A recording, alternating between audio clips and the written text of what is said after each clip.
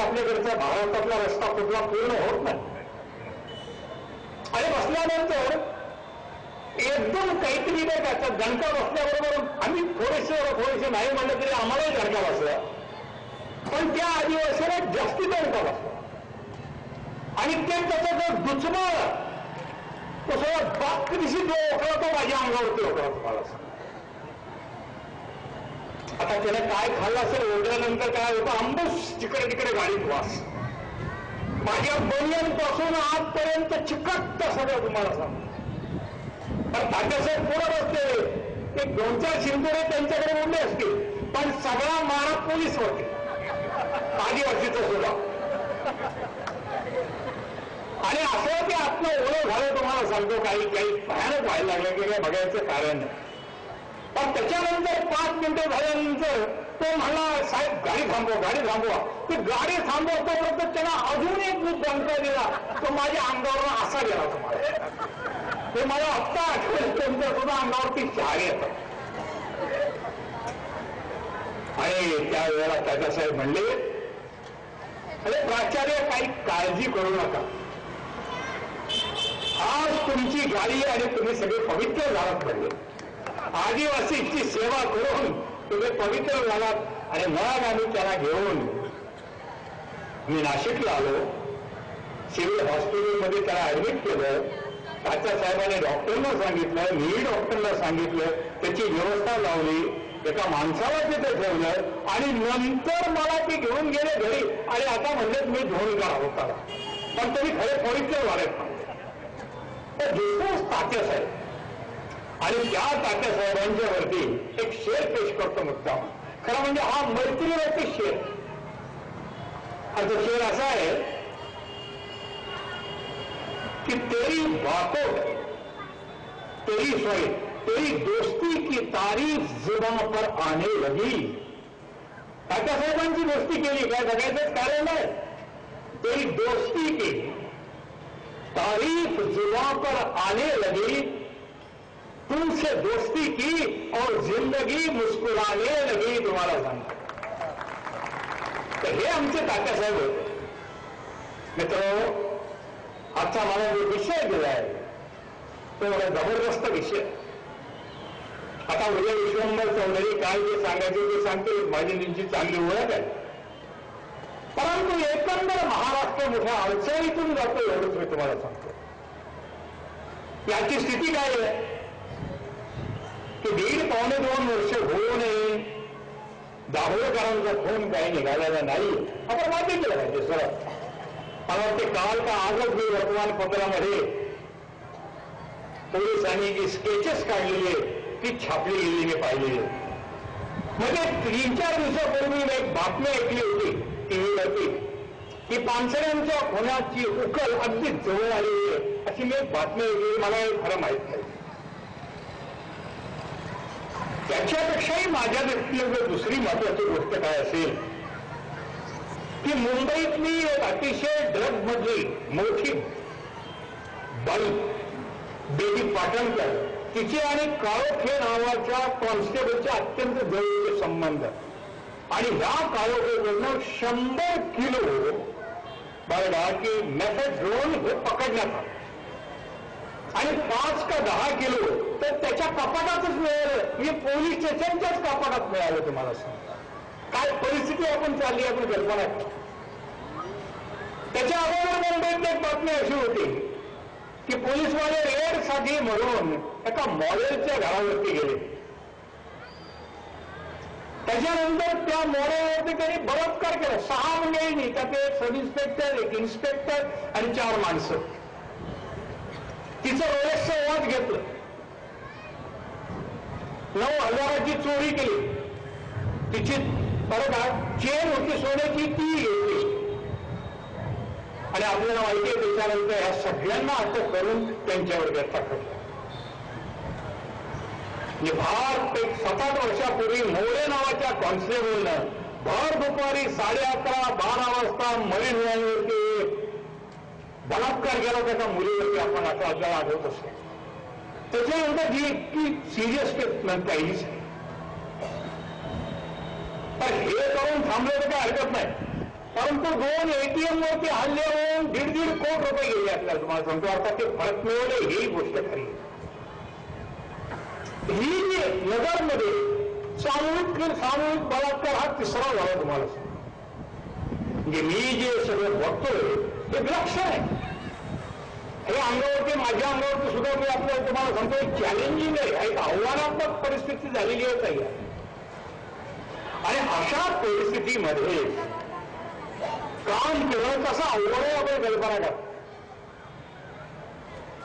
त्याची परिस्थिती ही अशी.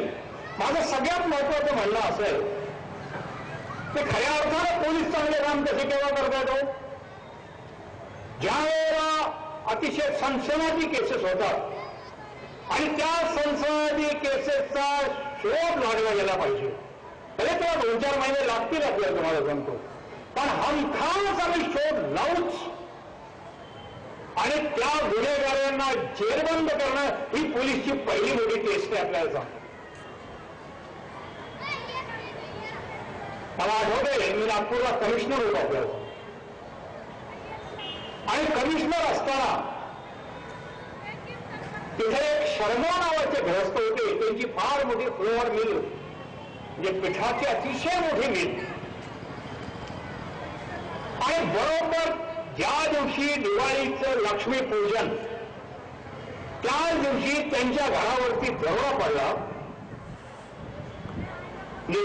चोरांनी किंवा दरोडेखोरांनी बरोबर त्याच्यावरती नजर ठेवली असली पाहिजे. आणि सुमारे 20 लाखाचा आयोग पळवून नेला. 1992ची गोष्ट आहे तुम्हाला सांगतो.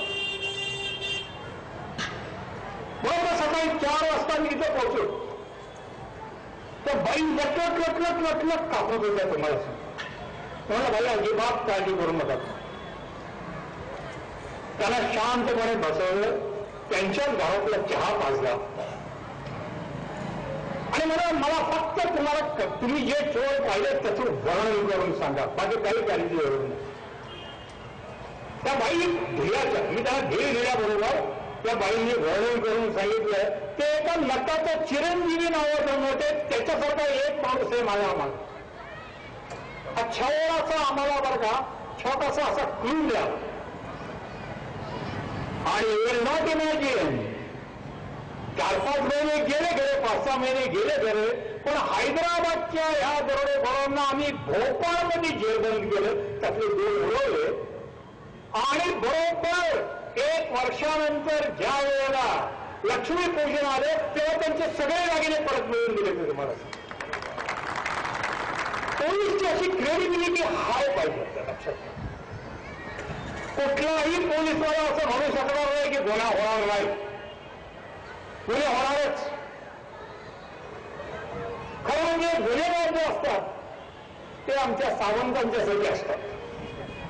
आता तुम्हाला हे काय नवीन नाटक लावले तुम्ही त्यांचा सत्कार करताय, कारण गुन्हेगार हा असतो तो आर्टिस्ट असतो लक्षात घ्या. आणि आम्ही क्रिटिक असतो, टीकाकार असतो. आणि त्याचं चित्र कुठं चुकले हे बघून बरोबर त्याला पकडतो म्हणून आम्ही पोलीस असतो. आपण लक्षात घ्या, दुसरं काहीही कारण नाही. आणि हे करता येईल, हे करणं फार आवश्यक. पण आजची परिस्थिती आपण लक्षात घ्यावी.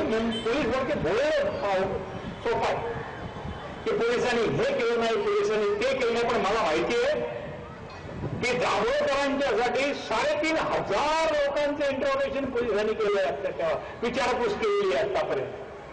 आणि एक व्यक्ती मिळून जाईल म्हणून जाईल आणि खात्री आहे तुम्हाला सांग. पण मुख्य परिस्थिती जी अशी आहे, माझ्या आत्ताच एक मुंबईमध्ये मोठं फंक्शन झालं. 500 लोक आले होते पोलीसमध्ये. आणि यू नॉट इमॅजिन त्यातले 50-100 अधिकारी तर माझ्या हाताखालीच होते.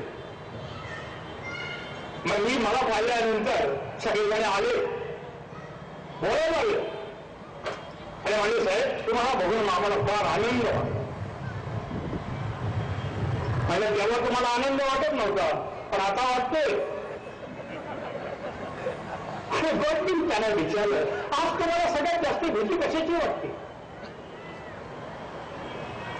कशाची तुम्हाला अशी भीती वाटते. तर ते म्हणजे की एकट्या दुकट्या पोलिसला कोण मारल हे सांगता येत नाही. आपण पाहिलं असेल की आमचे सिनियर इन्स्पेक्टर भोकवल्याचे जोशी, अत्यंत सज्जन माणूस, शिर्के नावाच्या ASIनी त्यांचा खूनच केला, आपल्या डोळ्यात घातले त्यांना. का ते रेगेला नाही म्हणजे त्यांना आधीच त्यांनी 40 दिवस सजा घेतली होती.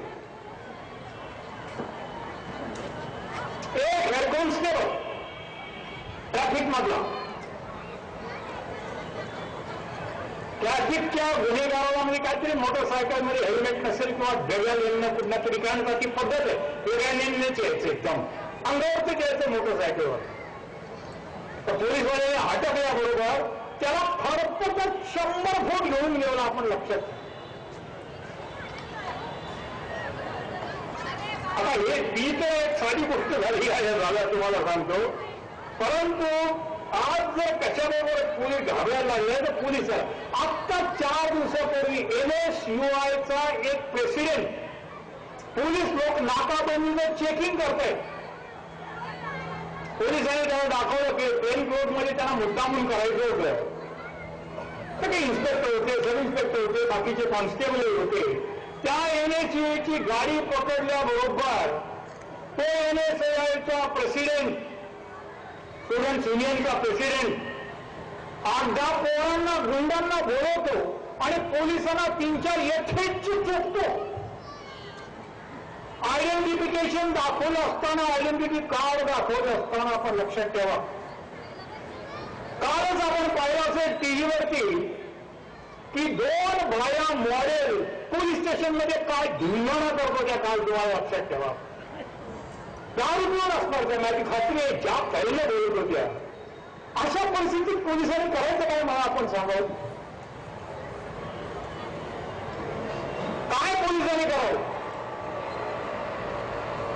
हे जर पोलिसांनी त्याला काही तिला बोलले असते, तिला काहीतरी बरं का आतमध्ये घातलं असतं, तर महिला पोलिसांची म्हणजे वाटतं ते शियात घालले होते. मी विचारलं होते अशा परिस्थितीमध्ये यू जस्ट टेल मी की पोलिसांनी काय करावं? तुम्हाला पण सोपं वाटतं की अरे पोलिसांनी असं केलं पाहिजे, पोलिसांनी तसं केलं पाहिजे. परंतु ही जर परिस्थिती असेल तर काय करायला पाहिजे? मी मान्य करतो की पोलीसवाले काही सगळे चांगले नाहीत. मला आठवतं मटका किंग एक नाडे म्हणून होता, जे आहे, काही 5-6 पोलीसवाले गेले आणि मटका किंगच्या घरावरती, म्हणजे जिथं मटकाचे पैसे असतात ते लुटले. तर या नाड्याने काय करावं? पोलीस स्टेशनमध्ये जाऊन त्या पोलिसांना फोटो देऊ तुम्हाला. म्हणजे पोलिसांनी केलेलं वाईट आहे, पण त्याच्यापेक्षा वाईट की नाडं येतो पोलीस स्टेशनमध्ये, मटका किंग येतो, गँगस्टर येतो आणि पोलिसांना बोलवतो, जे दिसत त्याला बोलवतो. अरे मला जवळ चांगलं आठवतं की मी छोट्याशा तळसर गावाचा माणूस, एक पोलीस कॉन्स्टेबल आला की सगळे घाबरून जायचे. तुम्हाला सांगतो परत हिंमत नव्हती गावाच्या बाहेर पडायची. ते गावाच्या बाहेर पडत नव्हते, गावाच्या बाहेर जायला बाजूलाच. पण एवढी आमच्यातली ताकद खतम करून टाकली तुम्ही.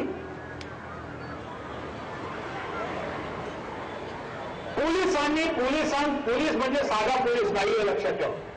त्याची जेव्हा चुकी असेल तर त्याला पाहिजे ती शिक्षा द्या. परंतु एकटा दुकटा पोलीस बघणे, त्याच्यावरती हल्ले करणे, त्याला फळफट घेऊन जाणे, त्याच्यावरती गोळ्या मारणे, what is this all going on? अनेक पोलीस इन्स्पेक्टरांनी सांगितलं की साहेब आज आम्हाला जर कशाची भीती वाटत असेल तर पोलीस मारते की काय याची भीती वाटायला लागली. ही किती वाईट गोष्ट आहे आपण कल्पना करा. ही पब्लिकची भीती असली पाहिजे का? कारण म्हणजे चांगल्याच्या बाजूनं पब्लिकने यायला पाहिजे, उभा राहायला पाहिजे, पोलिसांना मदत केली पाहिजे. ते राहिलं बाजूलाच, पण पब्लिकच येऊन धोकाधुकी करते. अहो सगळ्यात मोठा कळस म्हणजे विधानसभेमध्ये सूर्यवंशी नावाच्या सब इन्स्पेक्टरला 25 ते 30 एमएलए कुत्र्यासारखं मारतात.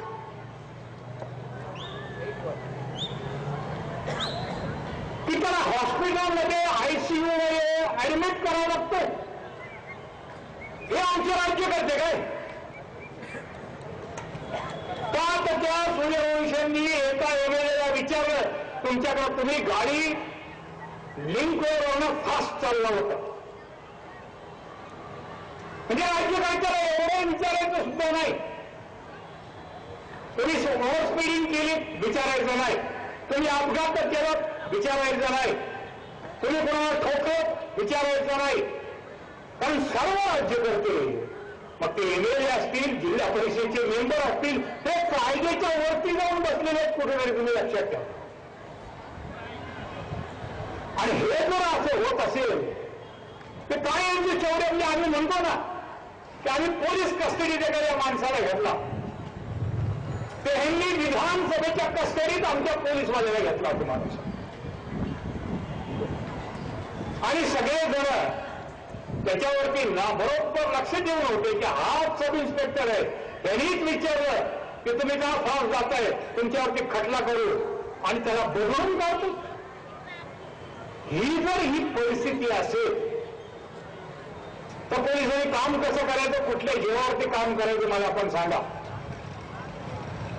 मी मध्य प्रदेशमध्ये गेलो होते 10 वर्षापूर्वी, इंदोरला भाषण देण्यासाठी गेलो. आणि जेव्हा भाषण द्यायला गेलो तिथे, तेव्हा जवळपास एक स्लीमनाबाद नावाचं एक गाव आहे, जिल्ह्याचा आहे तुम्हाला सांगतो छोटासा. आणि मला एकदम आठवणमध्ये आलं, म्हणजे हा स्लीमन, हा कर्नल स्लीमन म्हणजे हा मोठा पोलीस अधिकारी. आणि या स्लीमनने सगळे ठगी कापून काढले. तुम्हाला सगळी भारतातली ठगी बंद करून टाकली. एक अमीर राजे नावाचा ठग होता, त्यानं 937 खून गेले होते आणि ते पुढे होते, ते सगळे शोधून काढले. आणि 1900 ठगांना फाशी मिळत आणि मग तुम्ही कन्याकुमारी पासून काशीपर्यंत सोनं काठीला बांधून जायला लागले. तुम्ही लक्षात ठेवा, ह्याचं कारण हा पोलीस अधिकारी होता. लक्षात ठेवा. अहो, आंध्र प्रदेशमधला नक्षलवाद खतम कोणी केला? पोलिसांनीच खतम केला ना. किंवा दुसरी महत्वाची गोष्ट घ्या, आणि ती म्हणजे पंजाब मधला आतंकवाद संपवला कोणी? आमच्या KPS गिल साहेबांनी संपवला. तुम्ही लक्षात ठेवा. 6 फूट उंच, त्याची पगडीमुळे ते 6.5 साडेसहा फूट उंच वाटायची. जाट असा काही धडा शिकवला तुम्हाला सांगतो की त्यांची कायमची आठवण आहे अजून तिथे. आणि त्यांनी कोणाला सांगितलं की गोळीचं उत्तर गोळीने मिळेल, बोलले मग कोणाकोण. आणि एक लक्षात ठेवा, माझं अजूनही मत असं आहे की त्याच्या अगोदर पंजाबमध्ये हा आतंकवाद भिंगरवालेचा भोपाळाच्या अगोदर एक शीख अधिकारी अटवाळे म्हणून होते, ते DIG होते. आणि ते शीख अधिकारी दर्शनावर चालले होते. कुठे? अमृतसरमध्ये ग्रंथ साहेबाच्या. आणि त्यांना खवाशी गोळे घातले तुम्हाला सांगतो. आणि त्यांचं पेट त्याचं कित्येक तास पडलं होतं, कोणी हल्लं नव्हतं. इतकी दहशत बसली होती भिंगरवाल्यांची. त्यावेळेला जर बरोबर पोलिसांनी किंवा आर्मीने कारवाई केली असती तर पुढची भ्रूष्टाची कारवाई केली झाली नसती, असं सगळ्यांचं म्हणणं आहे. तुम्ही लक्षात ठेवा. पोलिसांचं काम किती अवघड आहे. आता मलाच माहिती आहे, तुम्हाला सांगतो की मुंबईतला गँग वॉर आम्ही तोडून काढलो. दारूची भीती तोडवून टाकली पोलिसांची. मी स्वतः पहिल्यांदा मुंबईमध्ये पाकबोडिया स्ट्रीटमध्ये जिथं कोणी जाऊ शकत नव्हतं तिथं रेड घातली. मुंबईला जेव्हा जॉईंट कमिशनर म्हणून गेलो तेव्हा तिथे, आणि 3.5 कोटी रुपयाचं सोनं जप्त केलं. त्याची आजची किंमत 750 कोटी रुपये. आपण लक्षात ठेवा. छोट्याशा किल्ल्याचा केला. अरुण गवळी तर अजून आतमध्ये आहे. लक्षात ठेवा.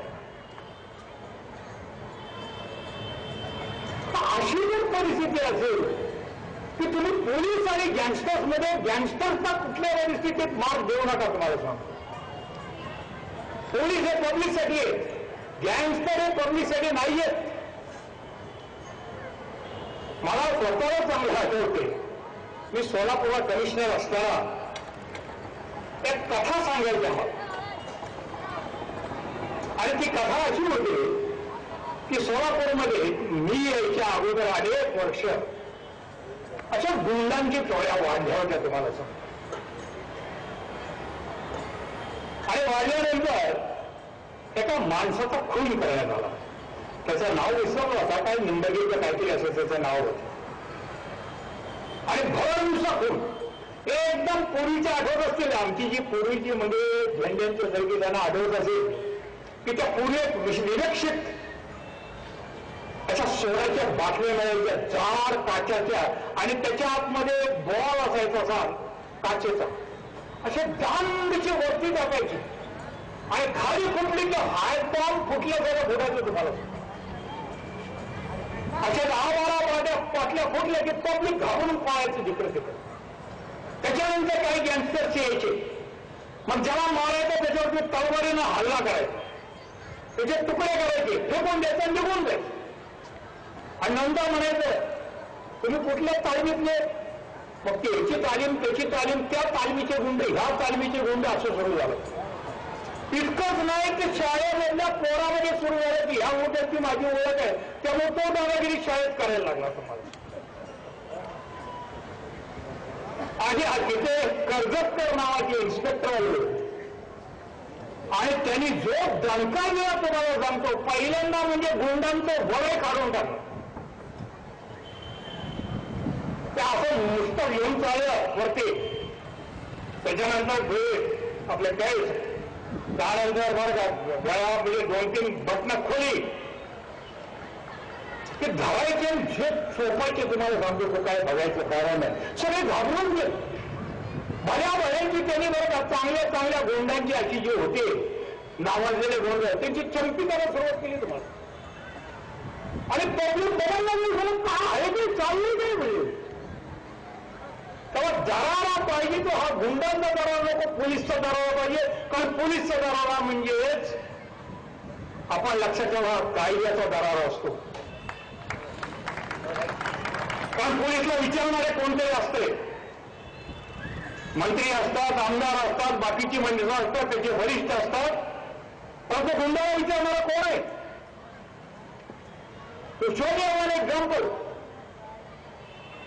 म्हणजे राज्य कोणाचं पाहिजे, इथे कायद्याचं राज्य पाहिजे का गुंडांचं राज्य पाहिजे, आपण लक्षात ठेवा. आणि कुठल्याही परिस्थितीत राज्यकर्त्यांनी अत्यंत चांगल्या करणं काम केलं पाहिजे. आणि नुसते पोलीसमध्ये आपण बघतो, आपण पोलिसांच्या अडचणीत तुम्हाला कल्पना राहू. मी अनेक कॉन्स्टेबलला मुंबईच्या किंवा बाहेर जाऊन भेटतो, ओळखतात, एकदा रामराम करतात. मग मी त्याला कुठे चहा प्यायला घेऊन जातो, जो कुठेतरी असताना पैसे देऊन चहा पाचतो, लक्षात ठेवा. हो म्हणजे काय तुम्हाला चालले हे पण अजून फुकटच पित आहे, तसं काही नाहीये. पैसे देऊन पितो, पैसे देऊन त्याला चहा पाचतो, आणि माझ्यानंतर म्हणतात साहेब 12-12 तास 14 तास ड्युटी करून माणूस सांगून जातो. साहेब फॅमिली भेटायला मिळणार नाही तर कौटुंबिक सुख कुठलं मिळणार म्हणजे भेटू शकत नाही. म्हणजे आम्ही जातो रात्री तेव्हा 12-1 वाजलेले असतात, आणि 2 तासानंतर परत बरं का यायचा प्रवास म्हणजे 2 तासाचा करायचा. म्हणजे 12 ते 14 तास ड्युटी, 2 तास घरात जायला ट्रेनला लागतात, 2 तास निघायला लागतात, म्हणजे 12 किंवा 14 आणि 4 18 तास झाले. 6 तासात सगळं भागवायचं पळायचं. आणि म्हणजे पहिली गोष्ट अशी आहे की पोलीस स्टेशनला आल्यानंतर सुद्धा शौचालय कुठे मिळेल. तेव्हा मी त्याला सहज म्हटलं जहा सोच वहा शौचालय, स्वच्छ भारत आपण. ते म्हणजे सोच आम्हाला येणार कशी, पोलीस स्टेशनला शौचालय नाही तर आम्हाला सोच कुठून येणार म्हणजे. हे पोलीसची अडचण तुम्ही कधी बघितलीत का? एक सारखा तणाव, एक सारखं उभं राहायचं. आपण मुंबईच्या ट्रॅफिकमध्ये पोलीस कॉन्स्टेबल कसे बी असतात नुसतं पहा. आमच्याकडे एक अतिशय शहाणे होम सेक्रेटरी होते, त्यांचं नाव सांगत नाही, पण त्यांना असं झोडपलं. मी तुम्हाला सांगतो त्या बघायचं काय, आता शाब्दिक झोडपलं आणि ते सुद्धा मुंडे साहेबांचे देखत भयंकर हुशारीने सांगायला लागले की तुमचे पोलीस आले आणि लिफ्ट मध्ये काय फरक आहे म्हणे.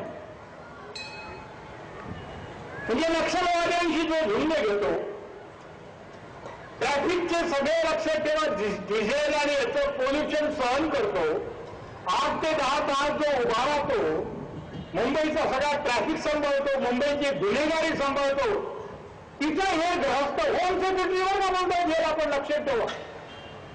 ते म्हणतात की लिफ्टमनचा याच्यामध्ये फरक काय आहे. अरे लिफ्टमन म्हणून तुमचा उठत सुद्धा नाही साधा लिफ्टमध्ये बसल्यानंतर. तर सीएम आले किंवा एखादा मोठा मिनिस्टर आला तरच उठतो, नाही तर उठतच नाही. किती लिफ्टवाले मिळले मिळो, दरवर्षी 1600 पोलीसवाले मरतात, लक्षात ठेवा. 1500 ते 1600 पोलीसवाले मरतात. मग नक्षलवादी असतील, गुंड असतील, त्याच्यानंतर लॉ अँड ऑर्डर सिच्युएशन असेल, त्या सगळ्या गोष्टीमध्ये येतात.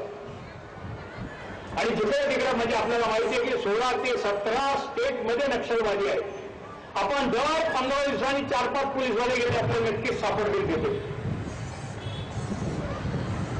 ही जर परिस्थिती असेल, मग मी त्यांना खवळल्यानंतर मग ते मग मुंडे साहेबांनी ते ऍक्टिव्हिटी असलं बोलू नका म्हणजे.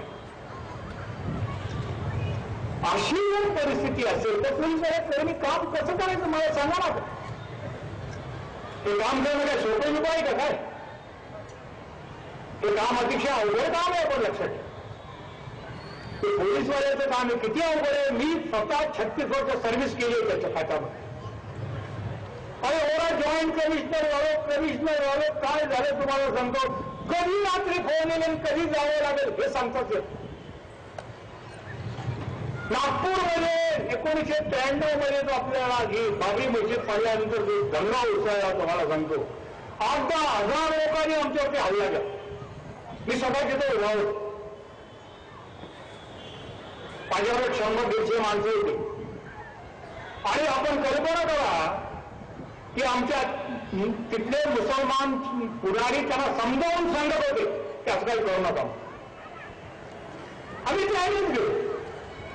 आणि आपल्याला सांगतो तेवढ्यात एखादी कुणीतरी वरनं दगड टाकला माझ्या अंगावरती, एवढा दगड टाकला. मी हेल्मेट घातलं होतं हेल्मेट वाचलं तुम्हाला सांगतो. पोलीसचं डोकं फक्त असं गेलं नाही, पण हेल्मेट क्रॅक झालं पण आमचं डोकं वाचलं. आणि म्हणून मी तुमच्या बरोबर उभा आहे. तुम्हाला इतकं अवघड काम आहे की दर मिनिटावर भीती आहे. तुम्हाला सांगतो दाऊदच्या मागे आम्ही लागल्याबरोबर दाऊदचे गुंड आमच्या मुलीच्या मागे लागले. तुम्हाला फक्त नाही टेल यू. हे इतकं जर अवघड काम असेल आणि मग त्यांना राहायची सोय काय. 35 ते 30% लोक झोपडपट्टीतच राहतात. तुम्हाला सांगतो 56 ते 55% लोकांना फक्त घर आहेत. अनेक ठिकाणी मी जाऊन पाहिलेलं आहे. तुम्हाला सांगतो बाकीच्या स्टेट्समध्ये वगैरे की घोड्याचे तबेले पोलीसवाल्यांना राहायला गेले. म्हणजे घोडे आणि मी सांगायचं घोडे पोलीस एकच. काय बोलायचं काय आपण मला सांगा ना तुम्ही. मला आठवतं मी डीजी असताना म्हणजे हाऊसिंगचा डीजी असताना माझ्या एका मिनिस्टरांचं आणि होम सेक्रेटरीचं चीफ सेक्रेटरीचं भांडण झालं. ते म्हणजे पोलिसांना घरं मोठी काय करायची. मग म्हणजे तुम्हाला मोठे बंगले काय करायचे. तुम्हाला 4-4 बेडरूमचे बंगले काय करायचे. म्हणजे रस्त्यावर तेव्हा कोण राहतात पोलीस कॉन्स्टेबल. आणि म्हणून 450 ते 500 स्क्वेअर फुटाचं घर आज पोलिसला मिळायला लागलं. आपण लक्षात ठेवा. आता हेच मिळत नव्हतं तेव्हा नाशिकमध्ये ते जे काम सुरू झालं त्याचे आत्ता क्वार्टर्स होतं. 200 क्वार्टर्स 500 स्क्वेअर फुटाचे. प्रत्येक ठिकाणी पंखा, त्याच्यानंतर बाथरूम, त्यानंतर तिथे तुमचं टॉयलेट, सगळं 2 बाल्कनी, बसायची जागा, 1 बेडरूम. पोलीस आहे म्हणजे काय माणूस नाही का. ह्याचा तुम्ही कधी विचार केलाय का की नुसतं ताण कमी करून. आता तुम्हाला सांगतो पगाराच्या गेले 25 वर्ष आम्ही शिरा ताणून सारखं सांगतो की पोलिसांना तुम्ही कामाला बोलवता, ज्या दिवशी सुट्टी असते त्या दिवशी त्याचा पूर्ण पगार का देत नाही. मी स्वतः किती आर्टिकल्स लिहिले असतील काही बघायचं. अनेक लोकसत्तेत महाराष्ट्र टाइम्स सांगितलं डीजी असताना सगळ्यांना पाठवून देऊ, पण कोणी द्यायला तयार नाही. तर किती मिळायचं पाहिजे ना, 65 रुपये फक्त द्यायचे. बँकेमध्ये रिझर्व्ह बँकेचं मी काढून दाखवलं त्यांना की रिझर्व्ह बँकेमध्ये जर माणसानं ओव्हर टाईम केला तर तासाला 1.5 पगार मिळतो, आणि पोलिसांना एका दिवसाचा पगार देताना सरकारला असं काय व्हायला लागलं काय बघायचं कारण. अशी जर परिस्थिती असेल, आता तुम्हाला माहिती आहे का की मी असताना इलेक्शन ड्युटी अलाउन्स पोलिसांना दिला, म्हणजे केव्हा 1999 साली. त्याच्यानंतर आमचे ग्रह बदलले. आता कशामुळे बदलले सांगत नाही, पण सगळ्यांना माहिती आहे ग्रह कशाने बदलले आमचे. आणि नंतर 2 इलेक्शन 3 इलेक्शन झाल्या तरी पोलिसला इलेक्शन ड्युटी अलाउन्स मिळाला नाही.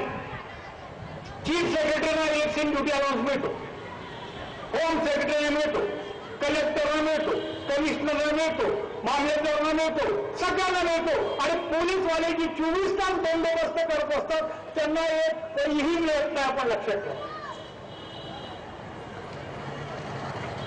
म्हणजे पोलिसला तुम्ही सवतीचं पोर म्हणून वागवताय का नाही. म्हणजे अपेक्षा करायची आम्हाला वागवायचं असेल, आणि अपेक्षा नंतर वाघासारखं त्यांना काम केलं पाहिजे ही अपेक्षा.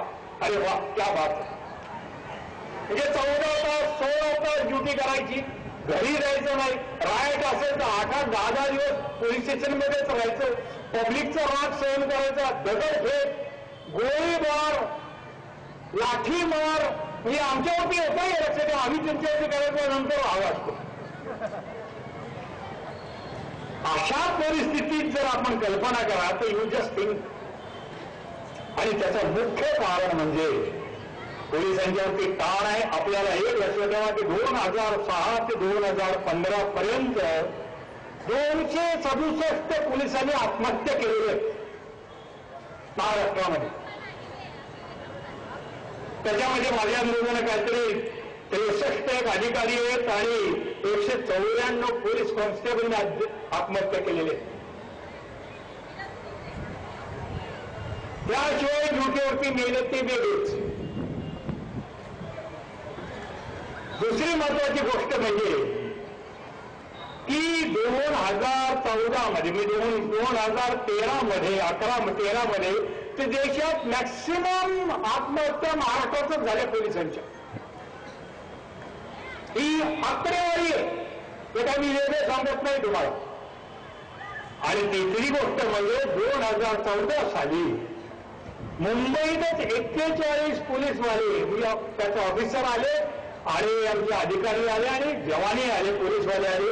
43 अधिकारी हार्ट अटॅकनेच गेले तुम्हाला, अधिकारी आणि कॉन्स्टेबल मिळून.